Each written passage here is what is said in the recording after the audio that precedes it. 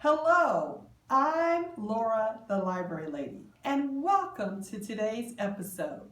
Well, today is Friday, boys and girls. We've made it through our second week together during the closure of schools. I am so excited today because I'm talking about one of my heroes, Miss Harriet Tubman. And I have to say, I admire her for her strength and her courage. And she's here from Maryland. And it takes a lot of courage to go through what we're going through right now. Yesterday was a very difficult day for me as I learned three of my family members are hospitalized in the Michigan, Detroit metro area, two of them with the virus. I understand that many of you may have friends and families who may also be in the same situation. I also know some of you are the children of our first responders and our healthcare professionals. I want to say thank you to your parents and your loved ones. And I want to say, boys and girls, if you're afraid or you're having any problems, it's okay to be afraid because this is a frightening time. So make sure you talk to your parents or a trusted adult about how you're feeling. Because I'm all grown up and I'm a little bit scared too. And I'm definitely praying for my loved ones and everyone through this very difficult time that we're all facing. So don't feel like I don't know. I do know, and believe me, I truly do care about you, your parents, your friends. I care about everyone, no matter where you live, whether you're a United States citizen or you're in China or somewhere else. I really do care, and I'm praying for everyone. So, today, I'm going to return to my book, Profiles of Great African Americans. And Harriet Tubman has a wonderful park in Eastern Maryland. It's closed right now due to the virus that I've been to, and I love it. And one of the reasons I love it is she is a woman like me. She's a person who believed in God, and she's a person who prayed. Did you know she walked 127 miles from the eastern shore of Maryland, all the way to the city of Philadelphia in Pennsylvania, all by herself? That is pretty amazing. I want to read a little bit about her. So, when you have a collected biography, which is a nonfiction book, the individuals are in there alphabetically by their surname. Boys and girls, do you know what a surname is? If you said someone's last name, you were correct. So Tubman in this book comes right behind Miss Sojourner Truth. So it says here, Harriet Tubman, later dubbed Black Moses, was the most famous of all the conductors of the Underground Railroad. Her courage symbolized the abolitionist movement, and she risked her life 19 times to bring more than 300 enslaved people to freedom without ever losing a passenger. Probably best known for her efforts as a conductor on the Underground Railroad, Harriet Tubman's life was dedicated to achieving one thing: freedom. With stops in the South, the Underground Railroad operated primarily in New England and the Ohio Western Reserve, where it was easy to help runaways, or easier, slaves, and it was essential in the pre-Civil War era.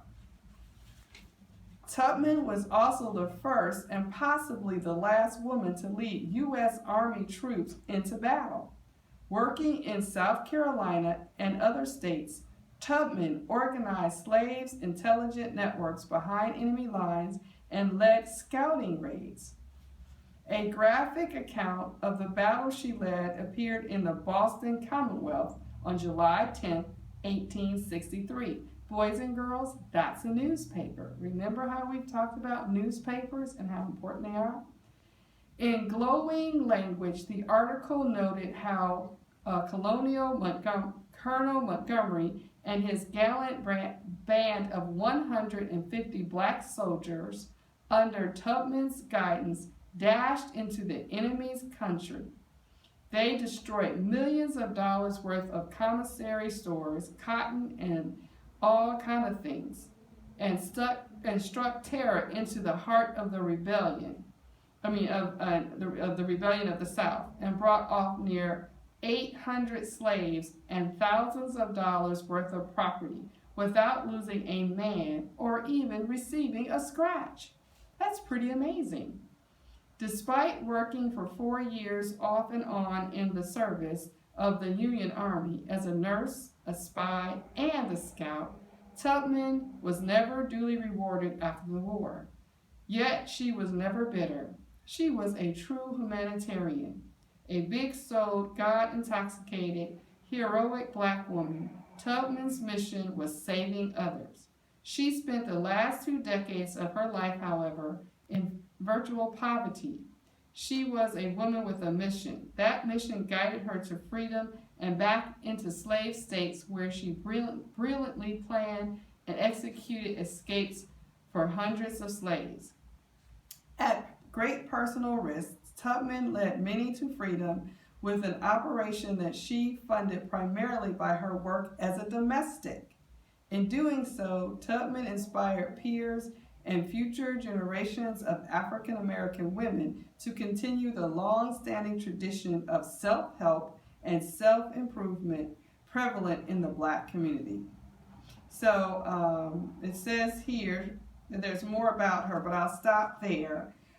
Do you know what the term domestic means, boys and girls? It says her work as a domestic. What do you think that word means? First, she escaped to freedom. A domestic means someone who works in someone else's house, like a maid. So she hired herself as a maid. Also, it says she was a conductor on the Underground Railroad. Boys and girls, do you know what that means, the Underground Railroad? Do you think it was a real railroad like Amtrak that we see today? No, it wasn't. It was a secret passageway to get from the slave states to the free states. And it wasn't actually a train, but a system of people who worked together, who thought slavery was wrong, and they helped people get to freedom. So, boys and girls, that is my lesson about Harriet Tubman. There's so much more about her, and she has a site in New York State, and she has a site, 2 or 3 sites here in Maryland that one day I hope all of you will be able to visit. And even though we're facing difficult times now, we have examples such as Harriet Tubman, Sojourner Truth, William Lloyd Garrison, Harriet Beecher Stowe, and the list goes on. So we are a country filled with strong people, and we will get through this current crisis supporting each other, following the guidelines given by our doctors and our leaders, and being careful to always think about your neighbor. So thank you for watching this episode, boys and girls. It's been a pleasure. I hope to be back next week, but our school system is going virtual, so I'll see. But I have thoroughly enjoyed, and I'll be back again. Signing off, this is Laura the Library Lady. Take care, boys and girls.